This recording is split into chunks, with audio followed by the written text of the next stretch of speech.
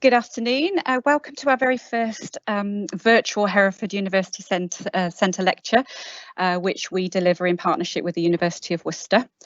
Due to our current situation that we find ourselves in, we will be delivering our events virtually for the foreseeable future. This afternoon, we would like to welcome Dr. Daniel Somerville, who is a senior lecturer from the University of Worcester, who will be delivering his talk on unpicking gender identity. There will be an opportunity for a question and answer session at the end. If you would like to ask a question, please submit it and Daniel will answer that at the end of the talk. We would appreciate any feedback you may have, or alternatively, if you have any suggestions on future topics you would like to see delivered at the college, please let us know. I'll hand you over to Daniel for today's talk. Many thanks for joining us. Well, thank you very much. Good afternoon to everyone that's watching. Thank you to Hereford, Ludlow and North Shropshire College for inviting me to talk today, and I've been asked to talk about gender identity, as you are fully aware now. Immediately having trouble with moving my slide on. There we go. A little bit slower than I had imagined. Right, so it's a hot topic and it often attracts very polarised views. This week there has been another peak in debates over transgender identity, with comments from J.K. Rowling expressing concerns for the safety of women and children. This week has also seen stories in the newspaper about the government's decision to not reform the Gender Recognition Act, which would have made it easier for trans people to self-identify and socially transition. On one side, you have trans and non-binary people asking for legislation or changes in legislation that will prevent them from being discriminated against and make their lives generally safer. On the other hand side, you have people worried that these changes in trans rights will somehow infringe on their existing rights, in particular, the rights of women. It's very complex, and both sides feel they are working in the best interests of young people. But these very public and sometimes difficult and acrimonious discussions themselves often leave young people feeling victimised. When they focus, for example, on toilets or the use of pronouns, these become what we term microaggressions. We know that levels of attempted and successful suicide in young trans people is disproportionately higher than for other young people. Charities working with young trans people argue that these levels of suicide are not an inherent part of the trans experience, but rather a result of the anti-trans rhetoric they are exposed to. So here are some things that need to be faced up to. Young people are harmed when the debates about trans identity become personal and when they question their validity or even sometimes their humanity. It's also troublesome to me that often this argument is referred to in terms of age and generation, with so-called boomers being pitted against so-called millennials. I sit just inside Gen X, so I hope I might in some ways arbitrate between these two camps. My concern as an academic and as a person who works with young people is that firstly, our discussions should be based on evidence. And secondly, that we should be able to discuss these matters without attacking gender non-conforming individuals.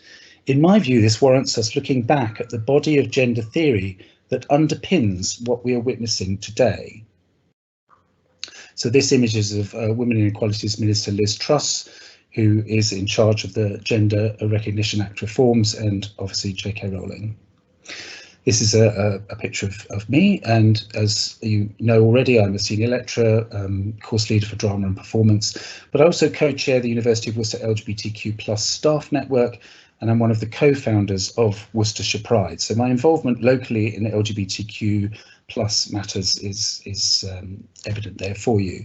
I'm also a performance maker. Here's another image of me in one of my performances. And my past is actually in journalism. So I was former editor of a web-based networking group called Behind the Mask. I was also editor of a lifestyle magazine called Outright. So these were both LGBT+ publications in South Africa. I was formerly a trainer in journalism skills, and I went to all sorts of township communities across Africa teaching journalism skills. and have been an LGBT plus youth worker. And as part of my work in South Africa, I organised 2 Pan-African LGBT conferences, one in Uganda and one in South Africa. No, it's no mean feat organising a LGBT conference in Uganda, where the death penalty still applies. So I have, of course, across the breadth of my career, thought of myself as an activist. So I'd like to talk briefly about my identity, seeing as that's what we're talking about. I'm a cisgender man. That means that my gender identity matches the sex that I was identified as having at birth.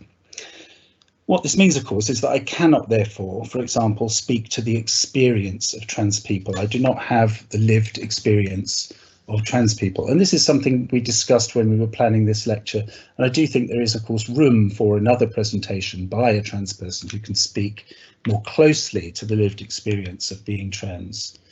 So although given all of that, I hope it's evident that I do identify as a trans ally.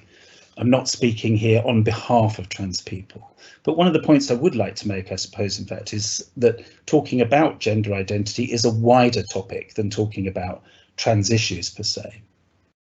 So I'm a cisgender man, but I'm also a gay man of a certain age, old enough to have suffered the kind of bashing in the press and in Parliament for being a young gay man in the 1980s that I see trans people suffering today. The same arguments were thrown at gay men, the same demonising, the same fears about children, the suspicion, for example, that was repeated again and again of around gay teachers. And at the time, trans people, lesbians stood with gay men against this hostile environment. So it's no wonder, I hope you can appreciate, that I would be an ally in their cause now. I'm also an academic. My field is theatre and performance, and these are areas where gender has been under scrutiny and where gender is often challenged through traditions of gender cross-casting, cross-dressing, drag, queer performance, and where gender theory has been a useful tool of analysis. So my own PhD, though it was on the subject of opera, employed gender and queer theory in order to understand that topic. So I teach gender and queer theory alongside theatre and performance theory and history. During the last decade or so, I've encountered a gradual increase in interest in these issues and an increase in expressions of gender identity among students that falls outside the binary of male or female. However, often gender non-conforming young people are unaware of the revolution in critical thinking about gender that took place in the 1990s. To be aware of how critical theory has approached the topic is also to understand why we may now be experiencing a kind of backlash against those ideas as they gain more traction 30 years on. So what does this term mean, gender identity? A brief look at current online dictionary definitions reveals such words as the perception of gender, gender expression, personal conception, gender roles, how you feel inside, and a sense of identity, a personal sense of identity. So we have to face the fact that actually these are quite problematic ways of describing a thing. If gender identity is a feeling, thought or concept, then it has no basis in science, goes the argument. But then we also have to appreciate that not all academic inquiry is scientifically based, and yet academic inquiry in fields such as the social sciences, the humanities and the arts can be just as rigorous as scientific investigation. What I like about this particular graphic that we can see now is that it doesn't place gender or sex in any specific part of the body. Gender is a visual representation. It can reside anywhere. For me, although I am, as I say, cis male, I recognise that my experience as a gay man and as a performer interested in gender representation means that I do not always conform to the male binary. There are some feminine aspects to the way I speak, think and move. I am in that sense somewhat non-binary, though that's not an identity I would use necessarily to describe my gender identity. I am at least politically non-binary. But there are a few assumptions underlying underlying these ideas that I've begun to talk about in relation to gender. Firstly, it's based on the premise that sex and gender are different things. And secondly, that masculinity, femininity might be separate from gender and sex. Here's a commonly espoused slogan for gender critical people. There are only two genders. This is the cry of the gender critical. So let's look at that for a moment. People writing about gender will often use the term biology, when what they're actually talking about is quite literally genitals or sometimes chromosomes. The fact is that science is not fixed. New discoveries make it possible for science to change its mind. When I was at school, we were taught about X and Y chromosomes and how these lead to sex and gender. And many people still hold on to this from when they were taught the same at school. Actually, science is pretty much in agreement now that the chromosomal variation is much more common than previously thought, and that chromosomes play some part in sex formation, but that they are not the whole story, and certainly not when it comes to the extension to matters of gender. So if you're sitting here thinking, hang on, are we talking about sex or are we talking about gender here? Well, we'll come to that. For the moment, those two things might seem a little conflated. Firstly, let's look at genitals. And I don't mean literally, I don't have a slide that will shock you in that way. But a survey of pictures of male and female genitals would reveal that there is a huge amount of variety here too. Anyone that's seen Channel 4's Naked Attraction can testify to this. Where there is variety, there is also a point at which the criteria we use to describe one thing may start to apply to another. I'm going to be specific and use some technical scientific terms. So, for example, although they have different functions, a micropenis may be smaller than a macroclitoris, and these two organs contain the same nerve endings and have the same biological origin in embryos. So size, at least, doesn't matter and can't be used to prove a differentiation here. Then there is the issue of intersex people. And here one has to be very, very careful. If anyone's unsure about what the term intersex means, excuse me, the term used to be covered by the word hermaphrodite, which indicates that a person may be born with some genitals from both or sexes to varying degrees. About 1.7% of the population, 1.7% of the population present as intersex. So the thing is, we have to be careful because not all intersex activists agree on this point and on the significance at all of intersex people to the discussions around gender identity. Some see the existence of intersex bodies as proof of a third gender, or at least of a wider gender variation possibility that's based on sex. Others object to gender theorists using their existence to prove a point that is not actually part of their lived experience. Some intersex people think of their intersex status as a DSD, disorder of sexual development, which is something that they would like to see corrected, and that they actually do identify as one sex or the other, but need surgery to correct it as a medical issue. And I think one has to respect both of those points of views and not speak on behalf of intersex people or use their position within this argument incorrectly. But what it does perhaps do is help us look at the sexing of babies more generally. The sexing at birth, excuse me, is a very unscientific cursory glance at external genitalia. And for intersex people, that means that their condition may not be properly identified or could lead to a surgical intervention that they simply cannot consent to as a baby. But sexing more generally might also be seen as potentially problematic if it only takes into account external genitalia, which for the majority of us will be enough, but which does not account for a huge amount of variation. And says nothing at all about their gender identity. In this moment of sexing, gender and sex are in fact conflated. But here, have we gone too fast? Too far too fast? Why do we assume that sex and gender are different things? Isn't this just gender ideology, as some gender critics would claim. What I would say is that life is very easy if you're born with male sex organs and you grow up with a sense that your gender identity matches your sex. This is especially true if your sexual orientation is heterosexual, and even more so if you're white and middle class. It's just a fact. The Western world is built for you.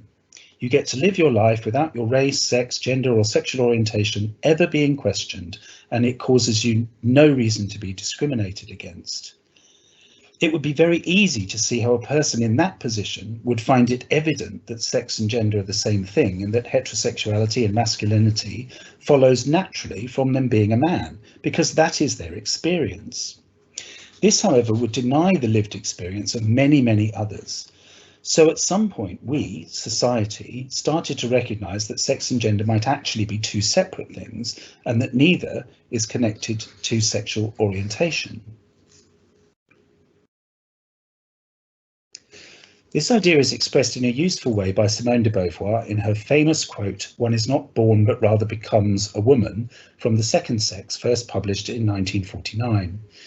De Beauvoir describes the process of what we now recognise as social construction. It is the way in which society allows, disallows, perceives and encourages girls to behave, and it's that way that they behave that creates them as women.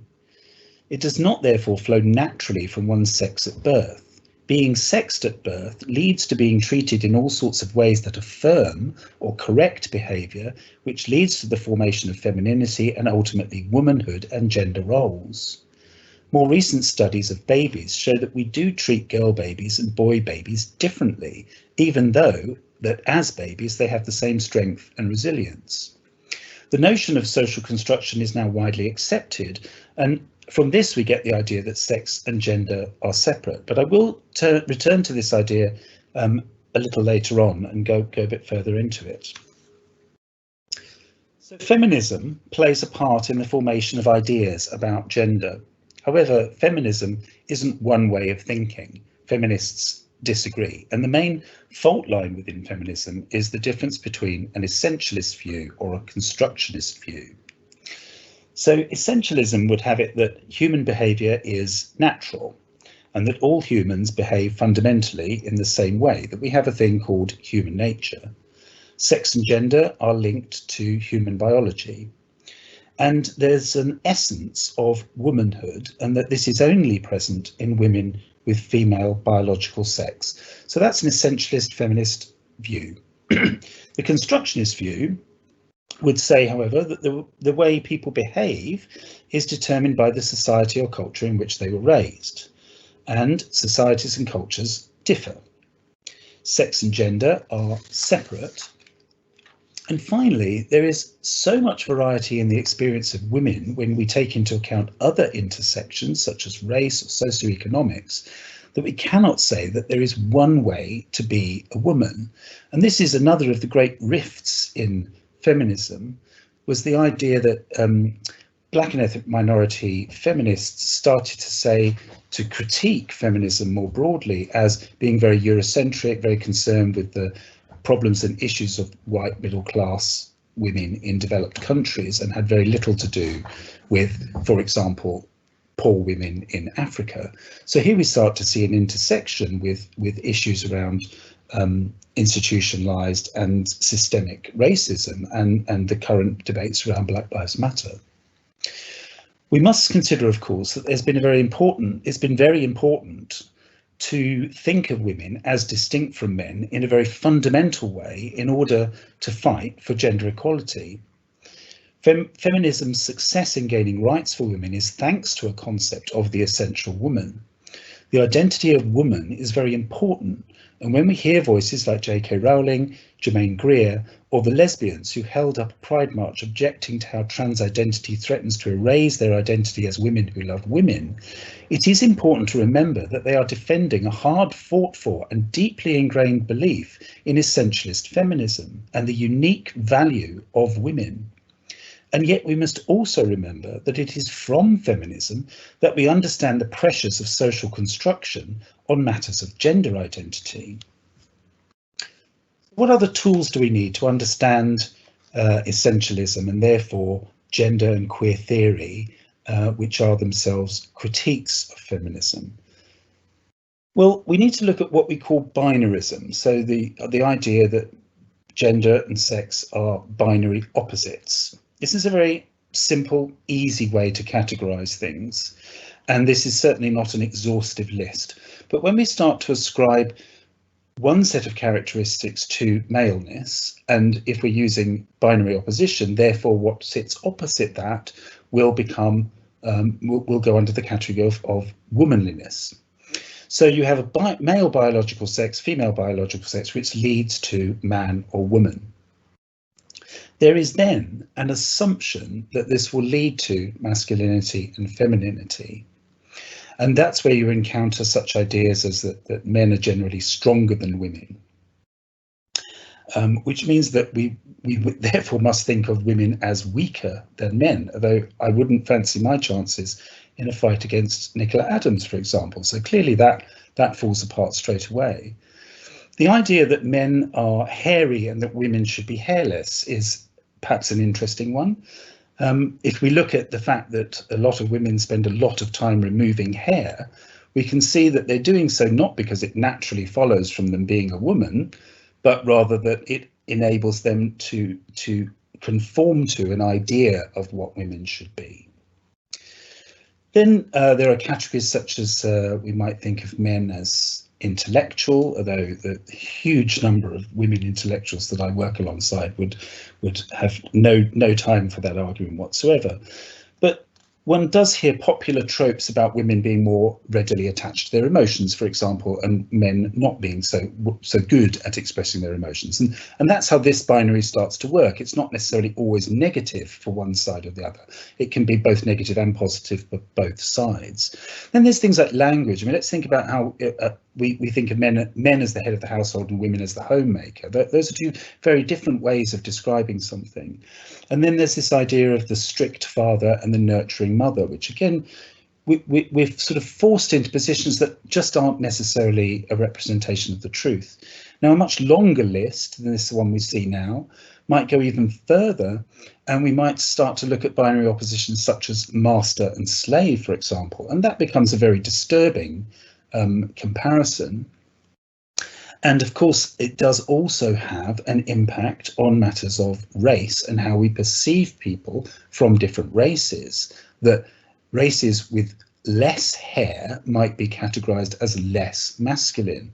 And we often see this in descriptions of East Asian people as being passive and somehow subject to more dominant forces. You know, this is quite an old and very racist discourse, but nevertheless, it is very present in the way we think about and talk about race sometimes. So my argument would be, in fact, that thinking about gender and binarism, actually we find the root of many other problems that you know, race in particular is one that is affected by the way we think about gender binarism. We can take another look at the commonly spoken gender critical statement that there are only two genders. In modern Western society, yes, we generally only recognise two genders, but a strict binary view is not the case across history or in different cultures. And here's just some examples that I would like to discuss. So, for example, certainly when I was young, the expression tomboy was used much more often than it is now, and describes a young woman who dresses in men's clothing as more as a fashion statement than anything. But the really problematic part of the term tomboy is that it's assumed to be a phase that she's going through, something that she will grow out of. And I think nowadays, if you look at the experiences of young women who are exploring their identity through the way they dress, it isn't necessarily a phase at all, but a very deep questioning of where they sit in the question of their gender identity. And I would also want to think about the presence of camp men, and I apologise to Graham Norton if he wouldn't want to be put in that category, but I think a lot of people might put him there, and their general prevalence and popularity in popular culture. So here it's perhaps useful to think about the term heteronormativity, which I know is just another one of those long terms that gender theorists like to throw at us, but it's also quite an easy term to dismantle. Heteronormativity describes the state in which we understand that most people are heterosexual, most people are cisgender within their gender identity, matches their sex at birth, etc. But also that society has created its laws and social structures around this idea, which of course excludes people who do not fall into those categories. So heteronormativity is a very interesting idea that we need to allow to hover in the background of this discussion, if you like. And we need to start to recognise that things like the tradition of the tomboy and the camp entertainer are already eroding the strict binary organisation of heteronormativity. To other traditions, boy players, for example, in times of Shakespeare. So we know that Shakespeare's original productions, the parts of women were played by young men. Partly this was around a legal situation of women not being allowed to perform on stage, but it's also an indication of the way that gender was perceived in Elizabethan times, and that young men actually had the same status in the home and in society as women did, that effectively going through puberty, growing a beard, quite literally, and Shakespeare mentions this many, many times, is part of the transition from being a boy equivalent to a woman to becoming a man. And we also enjoy gender cross-casting traditions such as the principal boy or the pantomime dame. Now, what's interesting about this, and I do study theatre and performance, so that is my field, but it is of course a whole other presentation by itself. But what we see when we see a person, let's talk about the principal boy, someone that we know to be a woman who is representing a man on stage, we're able to look at that person in front of us and see both of those genders represented at the same time. And this is what's so interesting about theatre and performance, in its ability to do this. We are expected at once to see Dick Whittington, a man, and know that it's being played by a woman. So there's an interesting kind of gender play that happens just in the act of us sitting in the theatre and watching that pantomime. Then we have to think, of course, about drag artists. So drag artists from Danny LaRue to RuPaul more recently have become household names. So even within a very conservative view of Western society and its approach to gender, we actually have a long tradition of tolerance of gender nonconformity. Close examination of these theatre traditions shows that these traditions are important to understanding how performance challenges our ideas of gender and the way in which it attaches to bodies. And that's an important concept. Like, does gender naturally emanate from the body, or does it attach to the body? And this is a point I will return to. But for now, the idea that gender is not fixed or binary is not new in Western culture. Non-binary identity and gender non-conforming people have been part of the mainstream for a very, very long time. If we take a global view, there are many examples of there being third genders or non-binary genders. So here, the Hijra in India, for example, and now the Indian passports recognise 3 genders, and when you fill in an application to go and visit India, there is an option for transgender identity. And this is a way of fundamentally recognising the existence of Hijra as another gender, a gender beyond the 2 binaries. There is also a tradition known as twin-spirited people in Native American culture. And twin-spirited people generally given quite an elevated status within society. In the Philippines, there are multiple genders. In Polynesian culture, there's something called the Fa'afafine, or non-binary people who act as a sort of bridge between men and women in negotiations, in particular when men return from war, for example. So again, that's about a sort of elevated status for people who are not conforming to the binary organisation of gender. Akhenaten, the Egyptian pharaoh, who's depicted here in statue, is usually depicted as having quite feminine hips and breasts while also possessing male genitalia, probably an indication that they were in fact intersex. Egyptian, Indian, and many other deities are seen to be fluid in their gender representation and can be represented as male, female, or something in between. So there are dozens of examples across the globe, and often these traditional views that were allowed for a third gender or a non-binary identity, often they were outlawed or suppressed by colonial powers. So here we see another intersection with matters of systemic racism. The evidence, though, is that a system that recognises only two genders and which pathologizes or criminalizes, so makes an illness of or makes a crime of, any deviation from that is unique to Western Eurocentric culture. But we didn't always do that either. If you look at the castrati of 18th century opera, here Farinelli, perhaps the most famous, is depicted. There are a lot of issues around gender here. Castrati were castrated before puberty and therefore were able to maintain their very high voices, but usually grew very tall and with very large barrel chests. They were quite a masculine figure on stage, but sang with an incredibly high voice and usually with great lung capacity.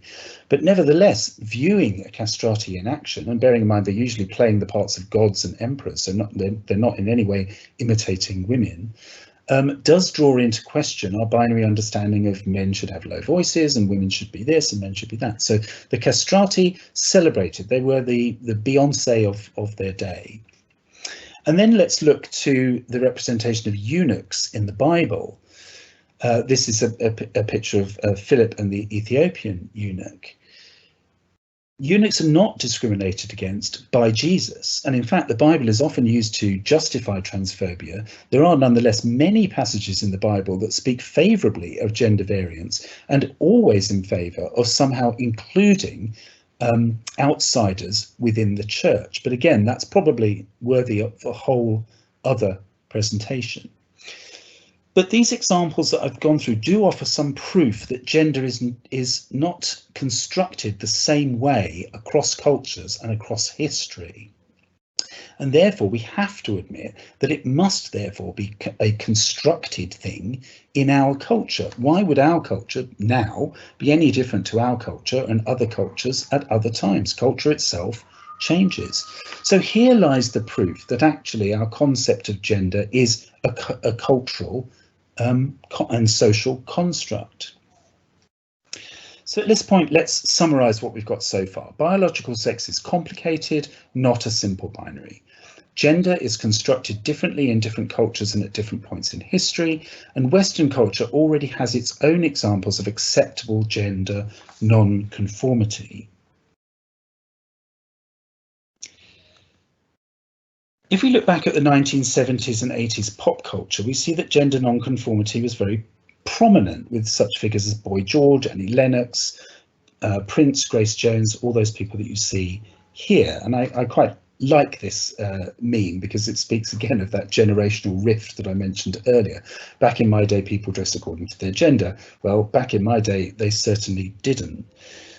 So despite quite conservative views, and even in the case of Thatcher's government, direct attacks on what was seen as sexual deviancy, gender benders were frequently encountered on television in the UK. So-called boomers lived through this time of enormous variety in gender play, and yet often object now to gender non-conformity as it is expressed today. And it has to be said here that not everyone living through that period liked it. And gender non-conforming people and gay people experienced heightened incidents of violence and threat at the time. But it was in this cultural environment that some interesting philosophical ideas began to arise. So 1976, for example, we see Michel Foucault publish a history of sexuality. He examines gender and sexuality in relation to power. It's not a history of gender of sexual oppression. He critiques the binary organisation of gender, which we spoke about earlier, and he talks about the argument where the state controls labour through controlling sexuality. So the production of labour happens within the family, babies being seen as future labourers. He identified sexuality as being pathologized and criminalized, as I said earlier, but he also critiques the idea of confession, that we might go to the priest or go to the therapist and talk about our issues around our identity or the discrimination we face and how we feel about that, but actually it gets contained in that space and doesn't ripple out to affect any sort of real change in society. So he identifies a centralized identity, so that's your sort of white middle class male heterosexual, and therefore the proliferation of what he called peripheral identities, so that those ones on the outside, everything that is quote unquote other. And he calls for a review of power, but so rather than a top-down structure of power, the king says we must do this, the head of the household representing the king, he's advocating for a shifting network of power. So this is quite a radical idea, not out and out anarchy, but certainly an idea that we might reconsider how power actually happens. And this is a deeply complex idea. I don't know how else to describe it. If you're looking for simple answers, I'm afraid gender theory will only continually complicate, but that's because it's a complicated issue. So the foundation was laid in Foucault for what later theorists would develop into what we now call queer theory. In fact, these writers, Eve Kosofsky-Sedgwick and Judith Butler, did not use the term queer theory in their key publications, but later that term was applied to them retrospectively. And the two very important publications that were published in 1990 were Sedgwick's The Epistemology of the Closet and Judith Butler's Gender Trouble. So a bullet point rundown of the very complex paths, shall we say, of queer theory would be this: that it identifies a need to separate power from patriarchy. It encourages individuals to resist the binary organisation of gender. This is a very clear call for example, cross-dressing, gender confusion is what Butler was asking for. And then there's this imperative within queer theory to try to dismantle heteronormativity, to decenter the idea that heteronormativity should be controlling the lives of all people, even though they don't fit into that category. Queer theory encourages us to understand the complex construction of sex and gender, which we've already begun talking about. And it uses queerness as a tool of critique available to everyone. So it's not just about talking about issues of gender and sexuality, it can be applied to any subject.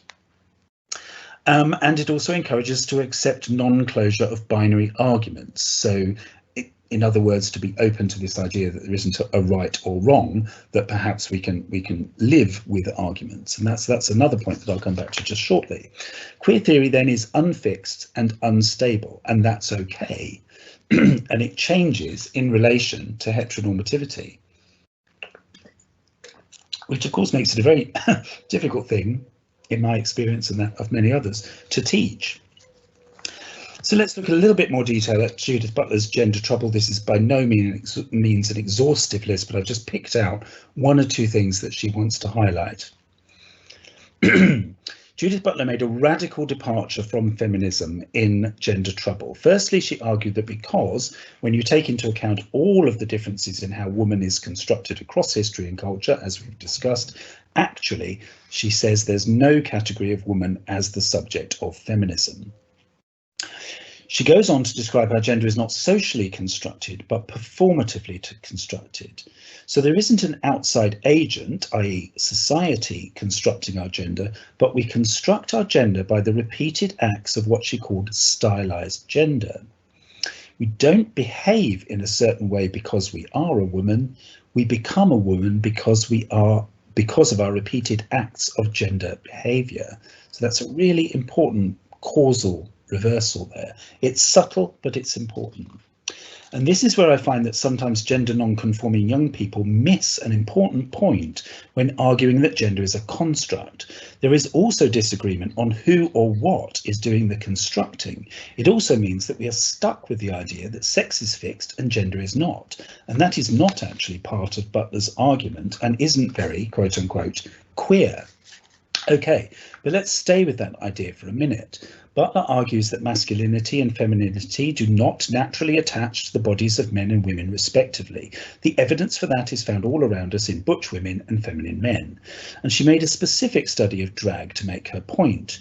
Not to say that we simply need to dress as a woman to become a woman, but that drag reveals the imitative nature of gender itself, that gender is always a copy of a copy of a copy of an original. So not only is gender different from sex, but masculinity and femininity, what we might call gender expression, is not fixed to one or the other either. Being a man does not lead to being masculine and identifying as male. All these factors are separate, and the possibilities are almost endless when you add sexuality, desire, attraction, gender roles, etc., in which case, far from there being two genders, gender might be formed in an infinite forms, perhaps even individually.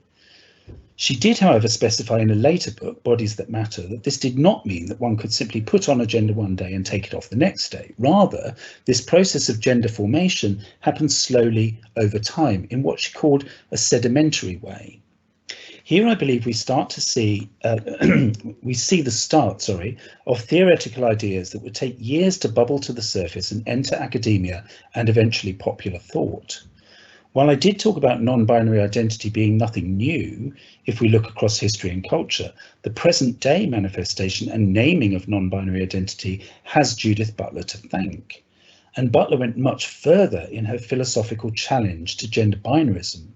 If the category of sex is also a gendered category, if men decided what constitutes a man and what constitutes a woman, then the category itself is gendered, and the biological basis for sex and gender is thereby undermined. Sex, she says, turns out to be gender after all. Though she did not use this example specifically, Butler's ideas allow us to think about the possibility that, for example, a person with a penis might still be a woman and even a lesbian. And this is the absolute sticking point for contemporary commentators who fear that A, the erosion of the identity of woman, B, that people with penises being allowed into women-only spaces, and the erasure of lesbians. This last point is complex and fascinating. Lesbian feminism is based on essentialist ideas of womanhood, and yet they are not binary ideas of womanhood. A woman, according to lesbian feminism, can be masculine and still be regarded as a woman. So lesbian feminism, along with other branches of feminism, here we might evoke the bra-burning armpit hair images of the 1960s feminism. On this point, radical and lesbian feminists agree with Butler, but the fear of erasure is very real. After all, imagine this. A trans man and a butch woman may differ not at all in their appearance. If society begins to identify all such people as a sort of proto-trans man, then there's a very real possibility of masculine women being erased. And if, as Butler's idea would suggest, a person with a penis cannot just identify as a woman but be a woman, then we may have reached the point where there can be no agreement. When radical feminists and lesbian feminists express this view, they are, however, met with accusations of being TERFs, trans-exclusionary feminists. So somehow, that straight white man I described earlier finds an unlikely ally in butch lesbians and radical feminists, and the insults start to fly, and young trans people and non-binary people have their sense of identity and humanity questioned. Eve Kosofsky-Sedgwick's contribution to queer theory becomes very important here. Although she never used the term, Sedgwick allows us to see that queer theory is not only concerned with the matter of sexuality and gender. However, she identifies that certain knowledges reside in places like the closet. Having a view from the edge, the periphery, means that we see the centre differently. Through arguing that there is a universalizing account of gender, in other words, that by looking at and from the perspective of the peripheral identities, we might reassess straight cisgender identity and displace it from its central position. So we can therefore queer other subjects using queer identity as a tool of critique. Also, she introduces the idea that queerness demands to be unfixed and constantly changing in its position in relation to heteronormativity. Her most important contribution, I think, however, is that she says, therefore, that resolving a binary argument, that between constructionism and essentialism, for example, is the most unqueer thing you can do. If you are serious about queer theory and queer identity, you have to find a way to allow both positions to exist side by side. As uncomfortable as that may seem when the abuse is being hurled and legislation is directly intervening in trans and non-binary people's lives, Sedgwick calls for non-closure. Keep the debate alive. The point I'm making is that we need to recognise the real enemy here. We are all, butch lesbians and trans women and non-binary people and cisgender gay men like me, still engaged in the same fight, the resistance to heteronormativity and patriarchy, which all of these theorists and theoretical positions is at the root of our oppression. We may have different ways of fighting, resisting, challenging, but we have a common enemy. If we can return to the theory and start to unpick the arguments about gender in this space, then maybe we can de-escalate the harmful and polarised debates and arguments and actually protect those young people we claim to care about. So what if we accept that there are non-binary people and they need an extra box to tick on forms in a different passport? It doesn't affect anyone else at all. So what if we allow trans people to live safely and use whatever bathroom they need to? They're already doing that now.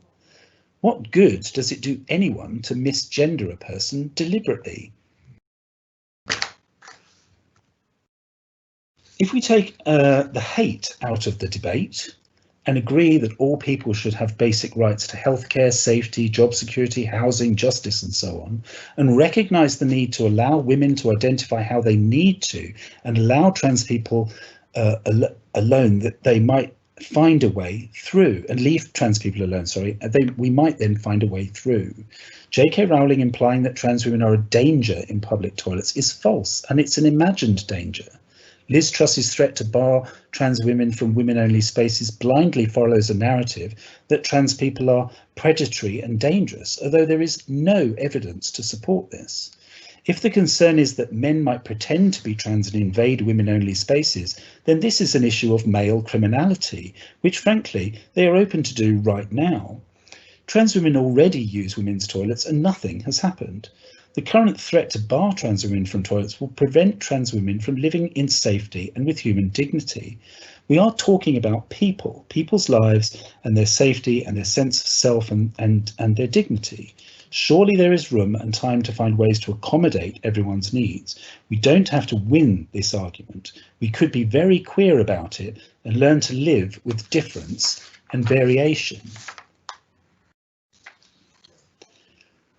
So to finish, I just want to, perhaps it's a little lighter, but if you do believe that toilets should only be available to people according to their sex at birth, then not only are you condemning vulnerable trans women to endanger themselves by going into men's toilets, you're also inviting men like this into women's toilets.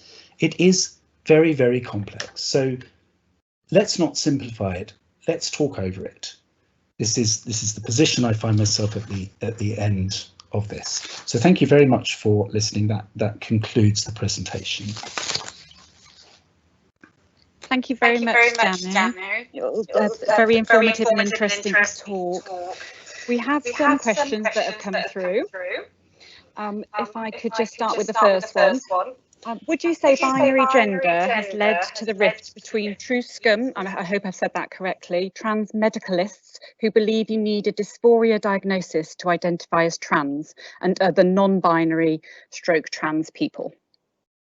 So could you repeat the first part of that? Sorry. Yeah, sorry, there was quite a lot of interference there, sorry. Would you say binary gender has led to the rift between true scum trans medicalists who believe you need a dysphoria diagnosis to identify as trans, and other non-binary trans people?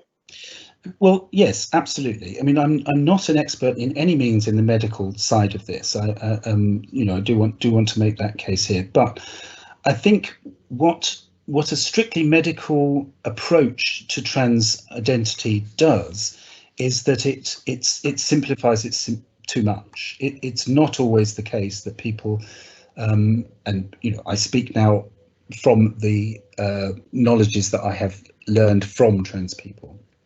What I'm trying to say is there is a medical way of looking at the issue, and there is a social way of looking at the issue. And currently, we don't we don't differentiate that, and everyone is required to go through some sort of medical route in order to identify as the gender that they see themselves in. So yes, I think binarism is at the base of that problem, because of course, as soon as we say, okay, this is not a black and white issue, what are all the variations in between, we might start to make have a more informed discussion about whether or not it's appropriate for all trans people to go through the medical process. Okay, thank you very much. You have touched on this one slightly, but I'll ask it anyway. Do you think trans women will ever be able to escape the stigma of being predatory? For example, the bathroom argument and female spaces debate.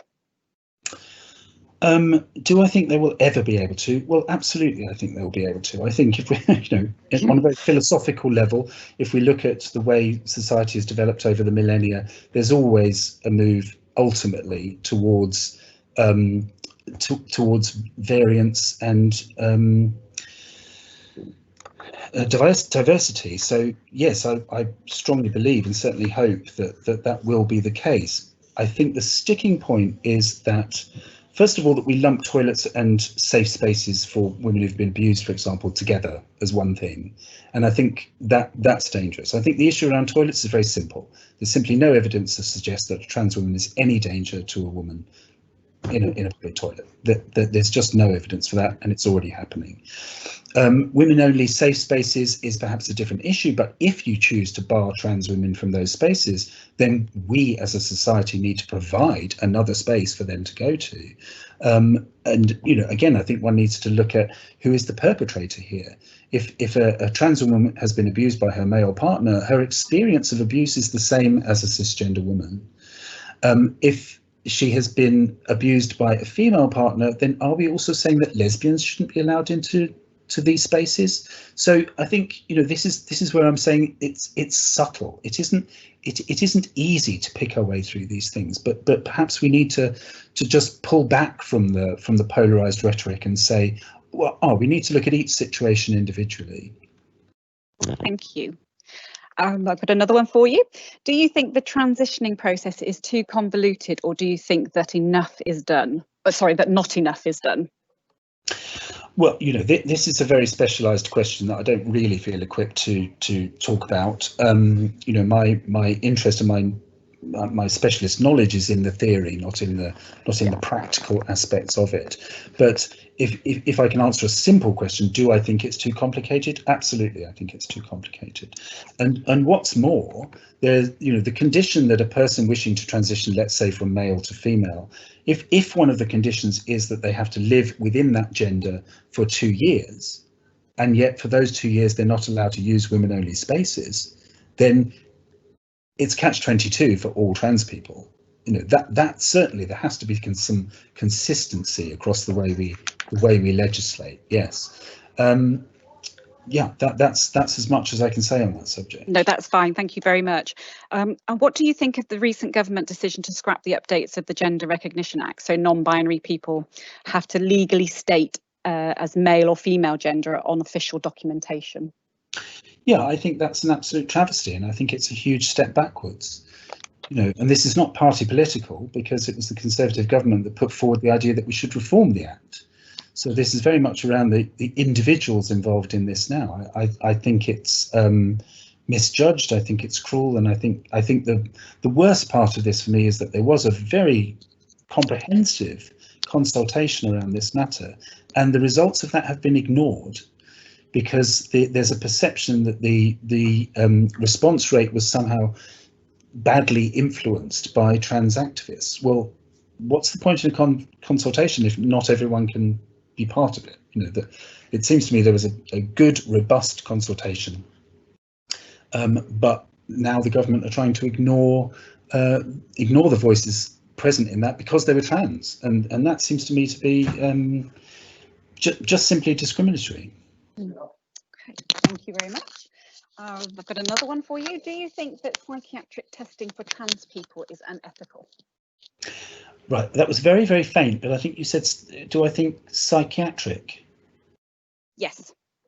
Well, it's not a psychiatric matter. It's not a mental disorder. I mean, I think, the fact that many trans people, but also LGBT people generally, suffer from mental health issues. It's not because it's an inherent part of them being LGBT. It's part of the world in which we live, which is generally quite difficult and problematic. And we suffer microaggressions all the time. So I think to link trans existence with mental health or psychiatric health is just completely false. The World Health Organization does not list transgenderism as a mental health issue. Okay, thank you. I've got sociologists have recorded that in the Hijra community in India today, since it is a traditional community, accepts Hijras into the community only when they go through an initiation process that involves traditional surgical practices. Keeping this in mind, isn't it problematic to romanticize the inclusion of Hijras in pre-modern era? Oh, this is so interesting. And of course, who am I or any Western academic to criticize traditional practices, whatever they relate to? There are traditional practices of manhood in South Africa, for example, that require ritual circumcision, and we are no more allowed or equipped to comment on those traditions than we are on the traditions of the Hijra. If that's a cultural imperative, then it's for people within that culture to question whether it's valid or not. I don't think it's for anyone else to question. Thank you very much. And then there's just one more. Why does human sexuality / identity have to be political? Oh, the answer to that's very easy. Politics is life. Politics is a way of regulating how people are able to live in a society. Because politics leads to law and legislation. And I think if people find themselves discriminated against, as I described earlier, the gay male community was in the 1980s, and the trans community is being subjected to that discrimination now, then it is forced to become political, because it's only through political discourse that real changes to the law can happen. Thank you very much, Daniel. Thank you. In short, if you stop discriminating against people, they won't need to politicise their objection to that. Okay, thank you very much. Thank you very much for your talk. Thank you for your time. I hope everybody's enjoyed Daniel's talk. If you do want to submit a question after the session's finished, that can still happen, and we will try our best to get that answer for you. Thank you very much for joining us. You're welcome. Thank you for having me. Thank you, Daniel.